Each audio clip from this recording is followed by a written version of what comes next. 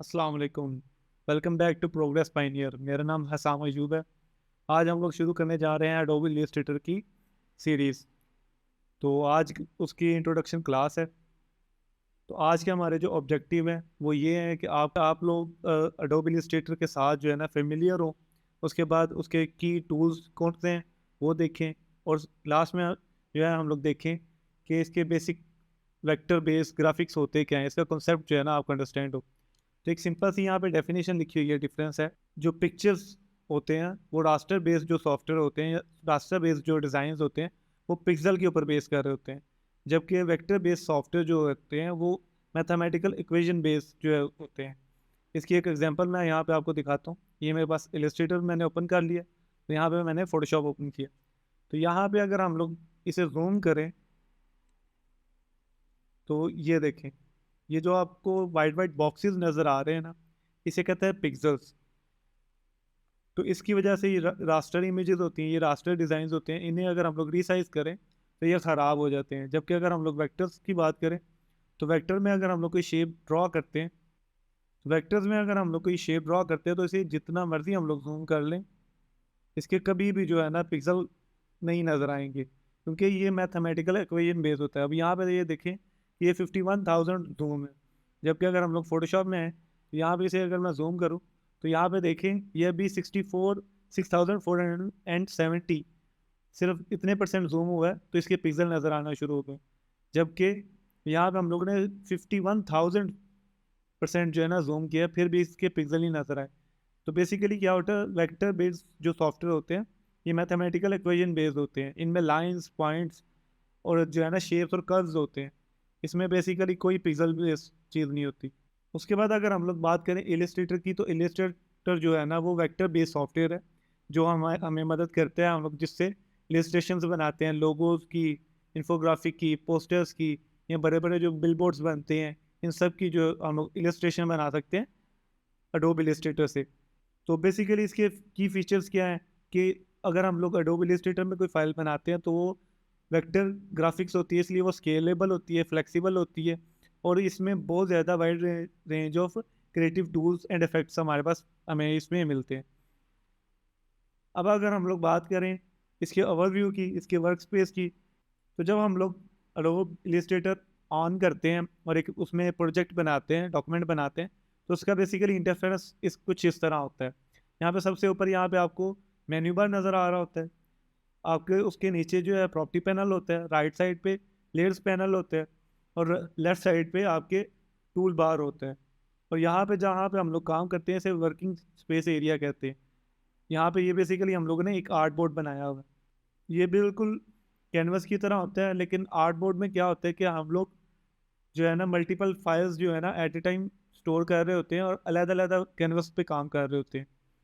Next हम लोग बात करें जो इसके असेंशियल टूल्स हैं, जो बेसिक इसके टूल्स हैं, वो सबसे पहला सिलेक्शन टूल जिसकी शॉर्टकट की है वी। उसके बाद second essential tool basic tool है पेन टूल जिसकी शॉर्टकट की है पी।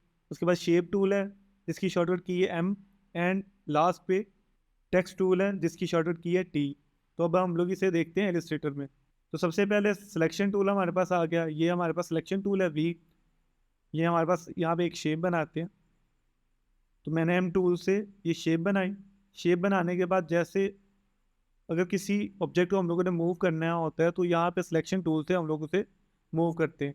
अगर उसे रीसाइज करना है तो हम लोग उसे भी सिलेक्शन टूल से करते हैं। ठीक है, और अगर उसे रोटेट करना है तो वो भी हम लोग सिलेक्शन टूल से करते हैं। इसके बाद यहाँ पे टेक्स्ट टूल है। टेक्स्ट टूल क्या है कि यहाँ पे अगर आपने कोई टेक्स्ट लिखना है तो टेक्स्ट टूल से हम लोग लिखते हैं। इसके बाद अगर पेन टूल की बात कीजिए तो पेन टूल कोई भी आपने ऑब्जेक्ट बनाना है तो उसके काम आता है। जस्ट लाइक यहाँ पे मैं, तो इस तरह पेन टूल से हम लोग कोई भी शेप या ऑब्जेक्ट बनाते हैं। नेक्स्ट अब हम लोग देखते हैं कि एक डॉक्यूमेंट को किस तरह सेटअप करते हैं जब भी हम लोगों ने इलस्ट्रेटर की फाइल बनानी है, कैसे उसे क्रिएट करना है, कैसे उसे सेव करना है। तो सिंपली आपने जब भी इलस्ट्रेटर की फाइल क्रिएट करनी है आपने क्या करना है, फाइल्स में आना है। फाइल्स में आने के बाद न्यू पे क्लिक कर दो। अगर नहीं तो अगर हो सकता है जो आपके पास स्क्रीन है वो इस तरह की कुछ हो, तो वहाँ पे क्या करना है, क्रिएट न्यू पे क्लिक करना है। क्रिएट न्यू पे क्लिक करें या फाइल से न्यू प्रोजेक्ट पे क्लिक करें, तो उसके बाद यहाँ पे ये आपके पास विंडो ओपन हो जाएगी। इस विंडो में आपने सिंपली जो है ना साइज मेंशन करने हैं। तो यहाँ पे आप जो है ना साइज मेंशन कर सकते हैं, मैं पिक्सल में।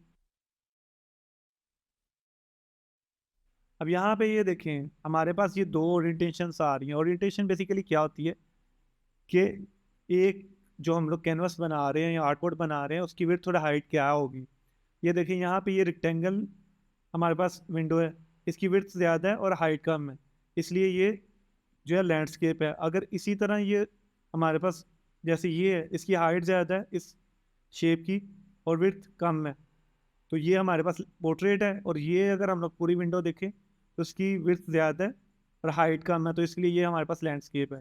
तो ये ओरिएंटेशन बेसिकली होती है। इसके बाद अगर हम लोग देखें तो आर्टबोर्ड यहाँ पे लिखा हुआ है कि आपने कितने आर्टबोर्ड्स बनाने हैं, तो यहाँ पे हम लोग 4 आर्टबोर्ड कह देते हैं, लेकिन आप यूजली जो है ना 2 यूज़ करते हो, 2 या 3, इससे ज़्यादा नहीं करते। बाकी इन चीज़ों का भी छोड़ दें। इसके बाद आगे हम लोग बात करें कलर मोड की, तो कलर मोड आप लोगों ने रखना है CMYK। उसके बाद बाकी चीज़ों को आपने नहीं जो है ना चेंज करना। जस्ट आपने यहाँ पे आके क्रिएट पे क्लिक करना है। उससे पहले यहाँ पे अगर आप अपनी फाइल का नाम शुरू में देना चाहते हैं शुरू में दे दें, वरना हम लोग एंड पे दे देंगे। तो यहाँ पे क्रिएट पे क्लिक करेंगे तो ये देखेंगे हमारे पास इस तरह इसकी जो है ना हमारा डॉक्यूमेंट ओपन हो जाएगा। यहाँ पे हम लोगों ने 4 आर्टबोर्ड सेलेक्ट किए, तो इसलिए हमारे पास ये 4 आर्टबोर्ड आए हैं। जबकि अगर हम लोग यहाँ से एक आर्टबोर्ड अगर सेलेक्ट करते तो ये देखें एक आर्टबोर्ड आया। अब यहाँ पे अगर हम लोगों ने एक आर्टबोर्ड बना लिया, अब हम लोग कहते हैं कि हम लोगों ने एक और जो है ना मजीद आर्टबोर्ड बनाना है, तो उसके लिए हम लोग क्या करेंगे, सिंपली सिलेक्शन टूल से इस पे क्लिक करेंगे। यहाँ पे आएंगे विंडोज़ में। विंडोज़ में आने के बाद यहाँ पे आपके पास प्रॉपर्टीज़ होंगी। प्रॉपर्टी पे यहाँ पे क्लिक करने से मैं यहाँ पे ला के प्लग इन कर देता हूँ। इस प्रॉपर्टी पे आने के बाद यहाँ पे ये देखिए हमारे पास ऑप्शन आ रहा है एडिट आर्ट बोर्ड्स। यहाँ पे क्लिक करें और यहाँ पे इस पे क्लिक करने के बाद आप इसे जूम आउट करें। ऑल्ट और स्क्रॉल डाउन करेंगे तो जूम आउट होगा, ऑल्ट स्क्रॉल अप करेंगे तो ये जूम इन होगा, सिंपल सा। तो यहाँ से मैं अगर यहाँ पे इस तरह क्रिएट करता हूँ, ये देखें मैं इस तरह ये एक आर्टबोर्ड क्रिएट कर लेता हूँ। ये देखें मैंने एक आर्टबोर्ड बना लिया। मैं मज़ीद एक बार आर्टबोर्ड बनाना चाहता हूँ, ये इस तरह, ठीक है। अब ये देखें इस आर्ट बोर्ड की विड्थ ज़्यादा है और हाइट कम है, तो इसलिए ये लैंडस्केप आर्ट बोर्ड है। इस आर्ट बोर्ड की हाइट ज़्यादा है और विड्थ कम है, तो इसलिए ये पोर्ट्रेट आर्ट बोर्ड है। इसी तरह आप मल्टीपल आर्ट बोर्ड्स बना सकते हैं। और अगर आपने डिलीट करना है तो सिंपली यहाँ पे इसे डिलीट पे क्लिक करें, पहले इसे सेलेक्ट करें, जिसे भी डिलीट करना है उसे सेलेक्ट करें, उसके बाद डिलीट बटन पे प्रेस करें कीबोर्ड से, तो वो डिलीट हो जाएगा। अब यहाँ पे हम लोग एक इस तरह आर्टबोर्ड बना लेते हैं और यहाँ से इसे एग्जिट पे क्लिक करते हैं, तो ये हमारा एग्जिट हो गया।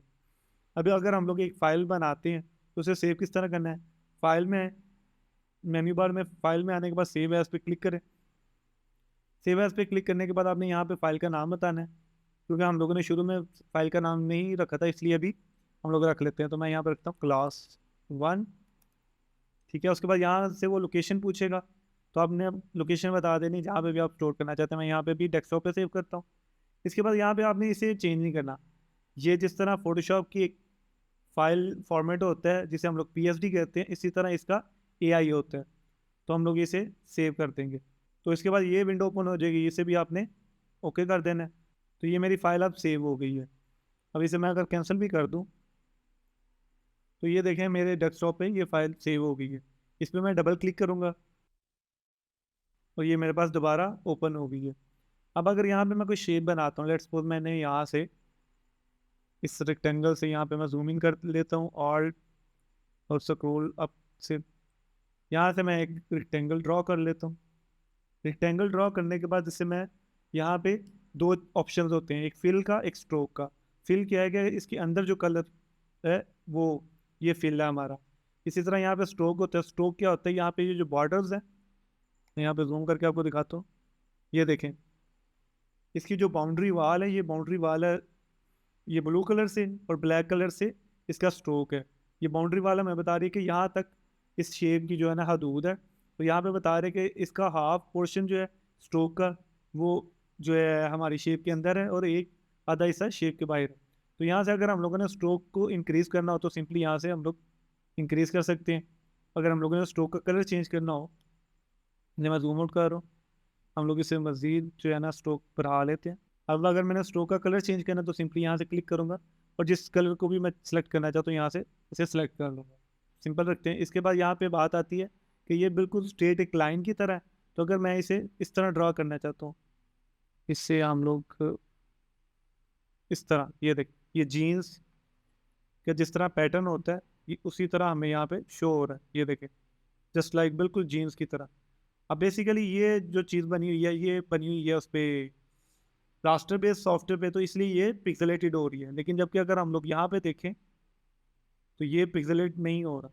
तो आपने ये नहीं समझना कि ये भी जो है ना रास्टर बेस्ड सॉफ्टवेयर है। ये बेसिकली जो ये पैटर्न बना हुआ है ना ये रास्टर बेस्ड सॉफ्टवेयर पे बना हुआ है, लेकिन अभी हम लोग करेंटली वेक्टर बेस्ड सॉफ्टवेयर पे ही काम कर रहे हैं।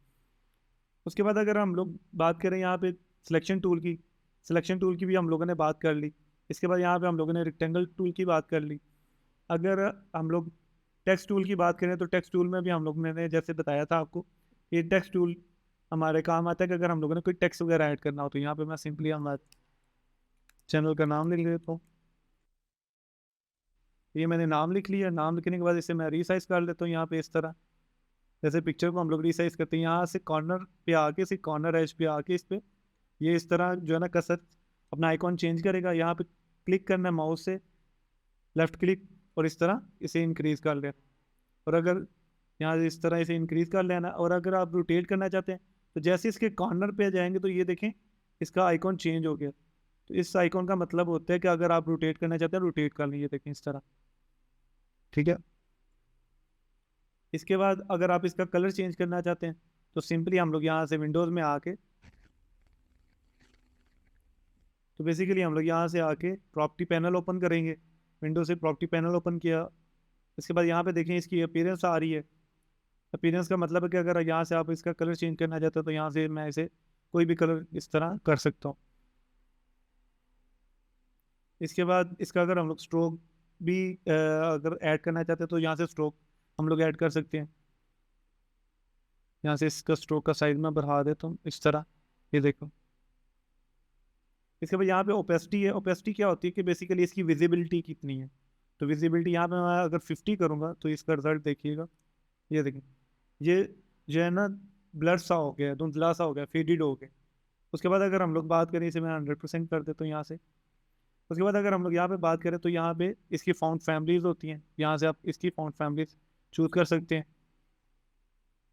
इसके बाद यहाँ पे बाकी कुछ सेटिंग्स होती हैं जो हम लोग आने वाले लेक्चर्स में देखेंगे। तो आज के लिए यही कुछ था। इंशाल्लाह नेक्स्ट लेक्चर में मुलाकात होती है। अस्सलाम वालेकुम।